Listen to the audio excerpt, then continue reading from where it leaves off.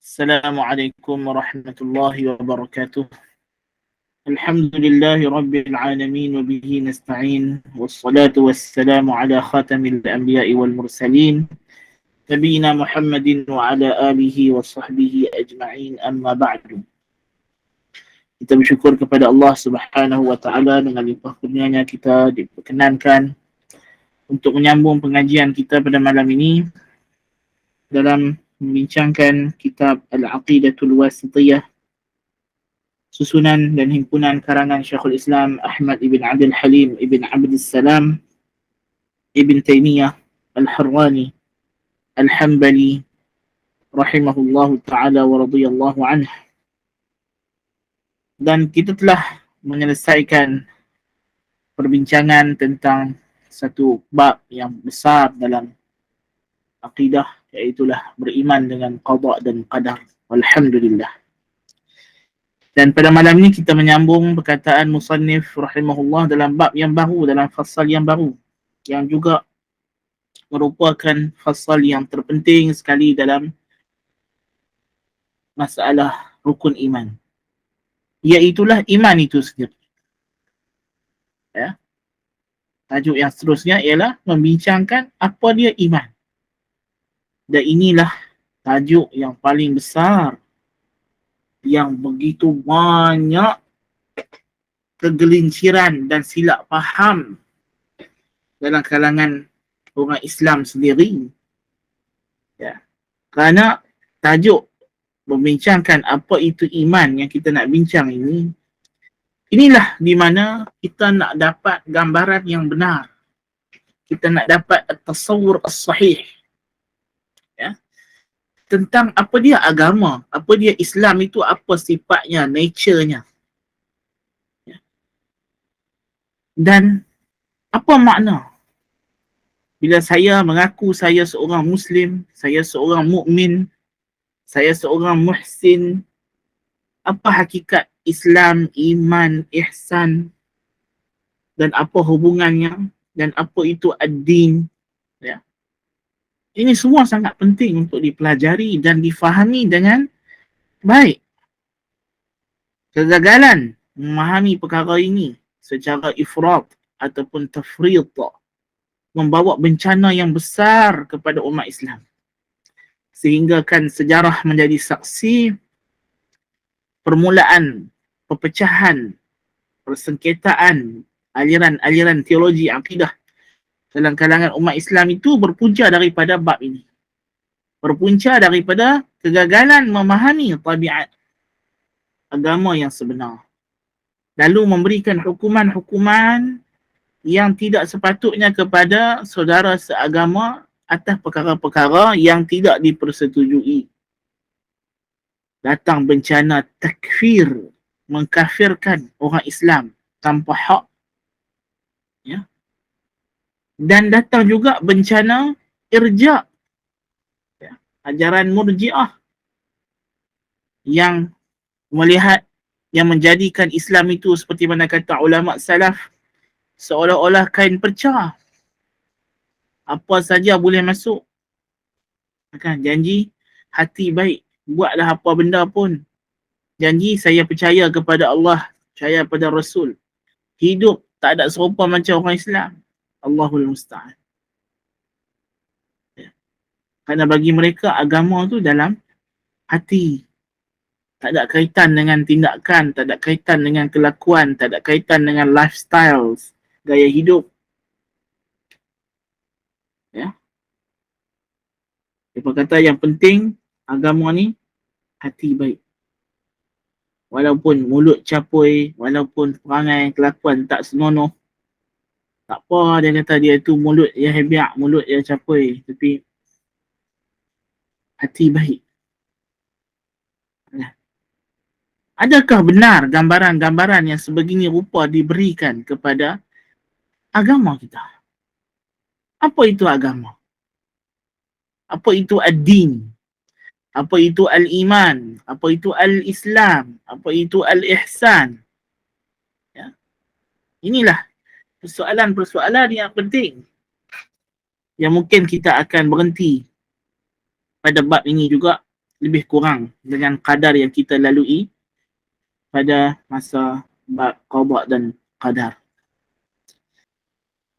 Kerana lepas daripada bab iman ini, kita dah mula masuk kepada penghujung kitab. Habis daripada bab iman ni, kita sudah mula nak menutup kitab ini, dan ini adalah bab-bab yang akhir daripada kitab Al-Aqidah Al-Wasithiyah. Kata Ibn Taymiyah rahimahullah, wa min usulil firqatin najiyah anna ad-dina wal imana qawlun wa amal.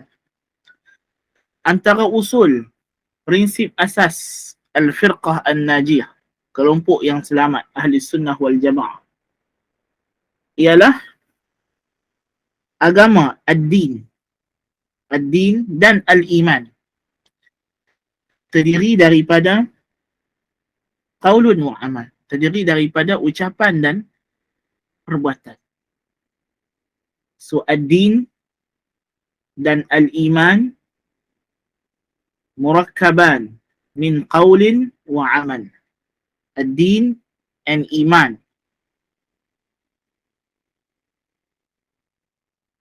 dia terdiri, tersusun daripada dua elemen, dua unsur, dua rukun. Yang pertama ucapan, perkataan. Yang kedua perbuatan, kelaku, tindakan. Jadi ini adalah permulaan daripada pengarang rahimahullah wa radhiyallahu anhu pada menyatakan bab iman dan apa yang berkaitan dengannya daripada isu-isu yang berkaitan dengan al-asma' wal-ahkam. Daripada bab iman ini akan bawa kepada bab yang namanya al-asma'u wal-ahkam. Nama-nama dan hukum hakam. Ini nama orang ini nak panggil apa? Muslim, mukmin, muhsin. Kalau dia bukan Muslim, kafir, fasik. Apa hukum orang yang dinamakan syarak sebagai fasik? Apa hukum orang yang dinamakan syarak sebagai kafir? Apa hukum perbuatan yang syarak namakan sebagai kufur? Yang syarak namakan sebagai fisq? Yang syarak namakan sebagai bid'ah dan sebagainya. Ya. Dan apa hukum orang yang buat? Inilah perbincangan. Dan bab ini adalah bab yang paling penting, paling utama, paling bahaya dalam bab-bab akidah. Ya. Kerana ini adalah di antara tiga bab dalam akidah yang paling banyak berlaku padanya pertanggahan dan pertelingkahan di antara firqah-firqah, serpihan-serpihan umat. Yang pertama sekali yang kita belajar apa dia? Bab al-asma' was-sifat, al-asma' al-ilahiyah was-sifat al-ilahiyah, nama-nama dan sifat-sifat Tuhan. Yang kedua bab yang kita baru lepas, iaitulah al-qadar. Dan yang ketiga ialah al-iman. Sebab itulah Syekhul Islam Ibn Taymiyah rahimahullah memberikan perhatian dalam kitab Aqidah Al-Wasithiyah ini pada tiga isu ini. Kerana berlaku padanya pertelingkahan, percanggahan dalam kalangan umat Islam yang membawa kepada perpecahan yang sangat menyedihkan. Sedangkan semuanya, ya, semuanya nak mencari kebenaran, seperti mana kata Ibnu Mas'ud radhiyallahu anhu menjawab orang yang buat halaqah zikir dalam Masjid Kufah. Orang tu kata, ma aradna minhu illa khaira. Kami tak ada buat benda ni melainkan nak buat baik. Dia kata kami buat bid'ah ni sebab kami nak buat benda baik. Ibnu Mas'ud tidak menafikan. Memang itulah niat orang yang buat bid'ah. Sebab tu dia kata, kam min muridin bil khairi lam yusibhu. Berapa banyak orang nak buat baik tapi tak kena cara, tak kena gaya. Sebab itulah Syekhul Islam Ibn Taymiyah rahimahullah, dia memahami perkara ini. Dia memahami masalah ini. Ya. Dan dia menggagaskan gagasan beliau yang paling masyhur, yang paling ma'ruf, yang ada kaitan dengan bab iman ini. Iaitulah slogannya Ahlus Sunnati wal Jamaah, a'lamuhum bil haqq wa arhamuhum bil khalq. Ahli sunnah wal jamaah itu a'lamu bil haqq wa arhamu bil khalq. Paling tahu kebenaran, paling merahmati makhluk. Kita kalau nak rahmat kepada musuh lawan kita, kita mesti tafsil dan detail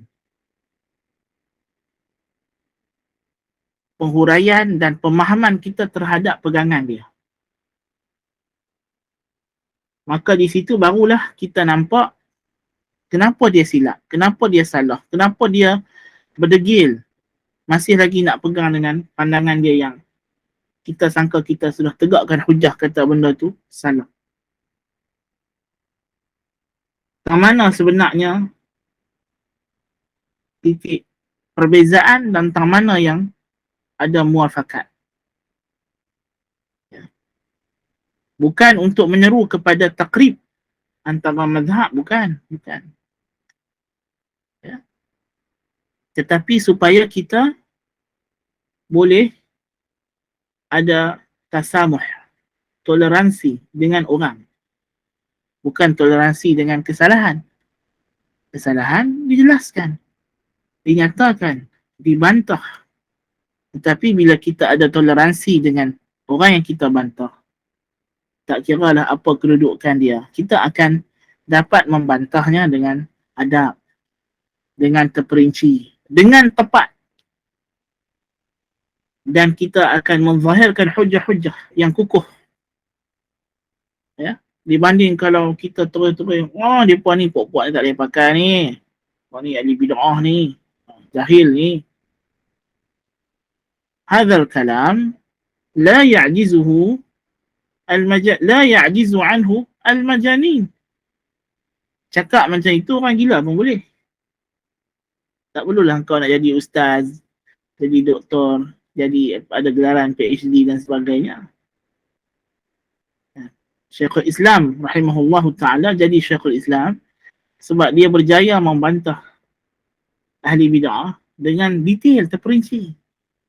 Menjelaskan tentang mana yang mereka salah dengan penuh insaf, dengan penuh adil, dengan penuh rahmat. Ya. Sebab itu dia menjadi Syekhul Islam rahmatullahi alaih. Jadi ini yang kita kena tegaskan.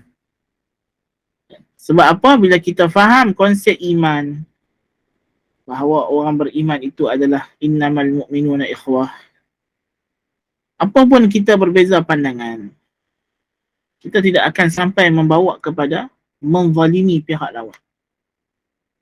Sebelum Syekhul Islam Ibn Taimiyah rahimahullah datang dengan gagasan beliau itu, banyak tindakan-tindakan zalim berlaku di antara pihak Hanabilah dengan Asy'ariyah, Asy'ariyah dengan Hanabilah, sehingga membawa kepada tuduhan-tuduhan yang tidak baik, tuduhan-tuduhan palsu, ya, dilemparkan kepada ketua pihak sana dan ketua pihak sini, ya, kerana atas nama nak menegakkan sunnah, nak membantah bid'ah, masing-masing masa tindakan mereka itu wajar, sedangkan tidak wajar. Sebab tu nanti kita akan datang di hujung wasatiyah ini, penutup dia akhlak ahli sunnah wal jamaah, Syekhul Islam akan sebut di antaranya ahli sunnah melarang daripada al-baghi, melampau-lampau batas, bihaqqin atau bighairi haqq, dengan hak maupun tidak dengan hak. Kedua-duanya dicela. Jadi ini di antara perkara kenapa kita kata belajar bab mengetahui hakikat iman ni penting. Dan lebih-lebih lagi di zaman kita ni banyak salah faham tentang konsep dan hakikat, definisi, nature agama itu sendiri. Jadi kepentingan perbincangan bab ini dapatlah kita simpulkan kepada beberapa perkara yang berikut.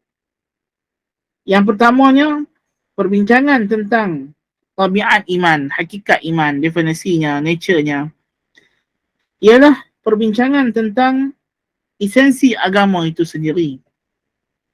dan hakikatnya dan lubuknya. Ya. Sebab itulah perbincangan dalam bab ini bukanlah perbincangan yang boleh menerima kesalahan. Karena once you make a mistake in this particular discipline, dia punya the consequences will be grave, akan sangat besar, akan sangat bahaya. Ya. Tidak ada ruang untuk kita tersalah dalam kita mencapai hakikat iman, hakikat Islam, konsep iman, konsep Islam. Tak boleh salah, mesti kena betul. Sebab kalau salah ni kepala akan salah habis semua nanti. Akan rosaklah amalan kita, akan rosaklah kepercayaan dan i'tiqad kita. Ya. Kerana ini adalah tapak yang kita nak letakkan iman kita, kepercayaan kita, rukun iman yang 6, rukun Islam yang 5. Ya. Kalau silap tapak ni, sengit sikit je, habis semua bangunan tu jadi sengit. Yang kedua, kerana bab ini berkaitan dengan isu al-asma' wal-ahkam, nama dan hukum kepada individu.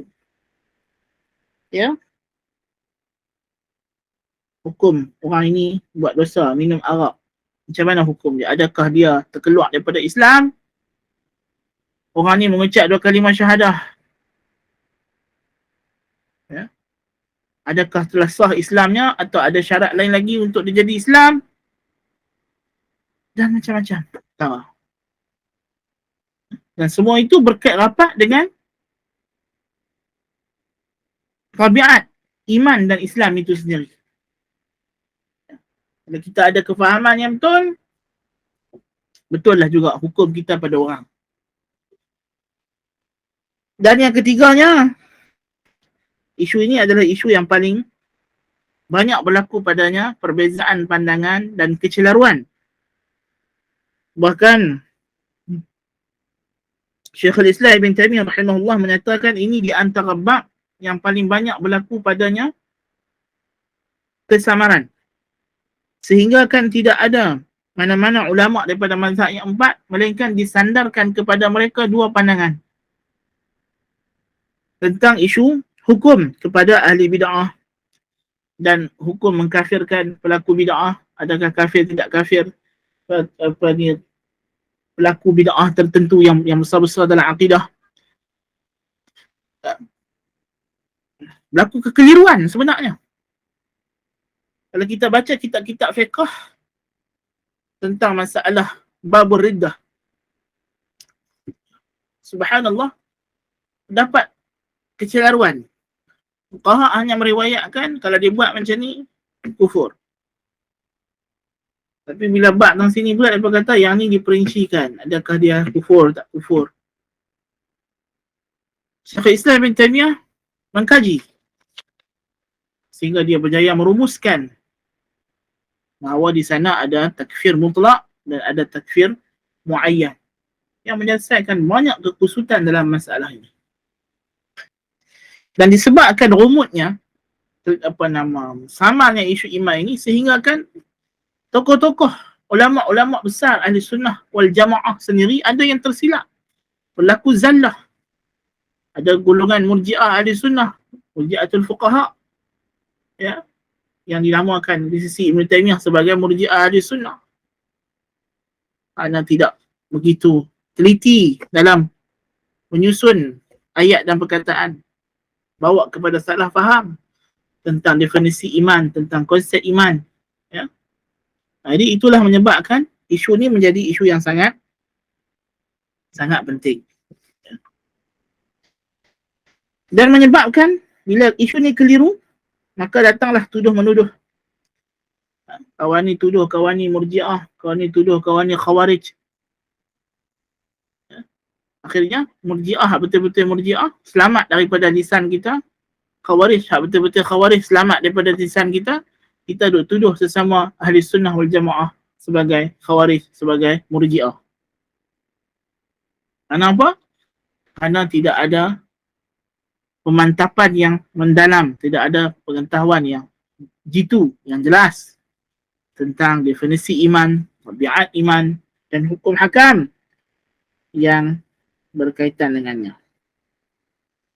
Dan disebabkan itu kita kena jelaskan bahawa isu iman dan nama-nama agama ni adalah isu syar'i yang istilahnya dan definisinya mestilah diambil daripada apa yang Allah Ta'ala sendiri telah letakkan maknanya. Jadi sebab itulah Syekhul Islam Ibn Taimiyah rahimahullah dalam membincangkan masalah ini, beliau memberikan perhatian yang utama kepada menelusuri istilah-istilah ini dalam Al-Quran dan Sunnah dan tengok macam mana siap ayat itu datang berkenaan dengan salat, puasa, zakat, haji, apatah lagi iman, Islam, fisq, kufur, syirik. Untuk dibezakan macam mana kita nak tahu dia datang satu hadis atau satu ayat Quran, ini adalah kufur akbar atau kufur asghar, ini syirik akbar atau syirik asghar, ini fisqun akbar atau fisqun asghar, ini adakah nifaq akbar atau nifaq asghar. Ya, yang kita nak bezakan. Ya. Jadi Syekhul Islam Ibn Taimiyah memberikan perhatian untuk kita istiqra', kita mengkaji satu persatu istilah-istilah ini dan melihat bagaimana Al-Quran dan sunnah Nabi SAW dan kefahaman salaf menjelaskan perkara itu. Kerana kita tak ada ruang untuk buat kita punya definisi sendiri. Kita tak boleh buat definisi solat kita sendiri, tak boleh buat definisi saum kita sendiri, definisi haj kita sendiri, definisi iman, Islam lebih-lebih lagi. Dia tidak ada perubahan. Kok Malaysia nak buat definisi Islam menurut Malaysia ialah sekian-sekian, iman menurut Saudi sekian-sekian. Oh, tak boleh, tak boleh. Ya. Kerana agama dia bersifat merentasi zaman dan tempat. Sekarang ni kita ada golongan menggagaskan Islam Nusantara, Islam Amerika, Islam Malaysia. Mereka nak Islam itu dikecilkan. Islam yang ikut tempat, sedangkan Islam sifatnya adalah al-haqqu min rabbik, kebenaran daripada Tuhanmu. Dan Tuhan itu bersifat transcendent, bersifat ulu, tidak dipatasi oleh masa dan tempat. Ya. Jadi kalau kebenaran itu datang daripada Tuhan, agama Allah Ta'ala mestilah bersifat merentasi masa dan tempat. Tidak boleh kita melihat Islam itu sesuatu yang relatif, sehingga kita nak kena ubah usulnya, prinsipnya setiap kali. Setiap masuk milenium yang baru, kena ubah rukun iman yang baru. Tak boleh macam itu. Tapi inilah hakikat gagasan. Walaupun mereka tak katalah kita nak tambah atau kurang rukun iman. Tapi hakikatnya, gagasan-gagasan yang macam ini, itulah yang mereka nak buat. Mereka nak ubah prinsip usul agama Allah Ta'ala itu supaya sesuai dengan hawa nafsu mereka. Nas'alullah al-afiyah. Ya. Jadi sebab itulah kita kena memberikan perhatian bila kita nak mentarifkan iman Islam ini, kita kena mengikut apa yang Allah Subhanahu wa Ta'ala sendiri telah jelaskan dalam Al-Quran dan As-Sunnah. Dan insya-Allah perincian perkara ini kita akan ambil pada kelas yang akan datang. Manakah waktu Isyak pun dah dekat, Isyak 8 suku. Jadi kita tidak nak ambil masa yang panjang supaya memberi ruang kepada persediaan bagi solat Isyak. Dan insya-Allah mungkin pada masa yang akan datang minggu depan kita boleh mula kelas itu mungkin lebih awal sedikit, manakah maghrib pun sudah agak awal sekarang ni kan. Mungkin kita boleh percepatkan 10 minit awal daripada hari ni ke mungkin kan, tengoklah macam mana kan. Sebab Isyak pun masuk awal, Isyak 8 suku kan. Sebab maghrib tadi tak sampai 7 tak sampai 7.10 dah. Dah maghrib dah kan. Jadi masa yang panjang tu kita boleh gunakan untuk manfaatkan kelas insya-Allah taala. Jadi untuk malam ni kita berhenti sekat dulu insya-Allah. Dan lepas isyak kurang sesuai. Lepas isyak tak boleh. Lepas isyak kita nak kena berehat sebab untuk hari yang seterusnya untuk hari yang seterusnya kita nak mulakan hari baru. Jadi lepas isyak tu kurang sesuai. Masa sesuai ialah antara maghrib dengan isyak, insya-Allah taala. Dan tapi kita pun bukan nak ambil waktu yang panjang dan lama. Kita ambil slow and steady. Kita tidak ada apa benda kita nak ligan, kita bukan ada deadline ataupun nak kena ada exam ke apa, tidak ada. Jadi kita dengan tenang dan bersahaja, insya-Allah taala kita meneruskan. Dan kita pun dah di penghujung kitab dah, tak lama lagi nak habis dah, insya-Allah taala. Jadi kita tidak perlu kalut-kalut, kita ambil dengan tenang biiznillah taala, walaupun sedikit tapi biar masuk, biar kita faham. أقول قولي هذا وأستغفر الله العظيم لي ولكم. سبحانك اللهم وبحمدك أشهد أن لا إله إلا أنت أستغفرك وأتوب إليك. وصل اللهم على محمد النبي الأمي وعلى آله وصحبه أجمعين. السلام عليكم ورحمة الله وبركاته.